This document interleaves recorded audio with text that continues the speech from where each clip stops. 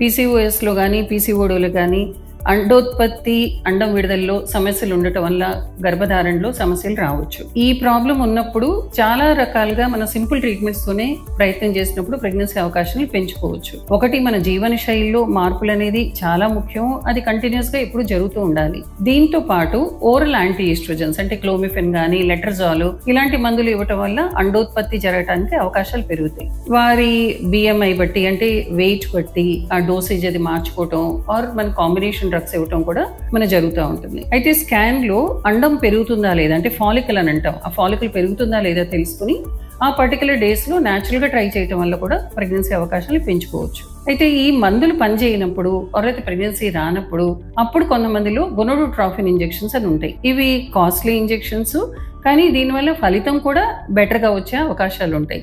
So ఇవన్నీ వాడటం వల్ల అండోత్పత్తి జరిగి ప్రెగ్నెన్సీ అవకాశాలని మనం ఇలాంటి ప్రాబ్లం ఉన్న వాళ్ళని కూడా పెంచుకోవడానికి చాలా వరకు ఉపయోగపడుతుంది.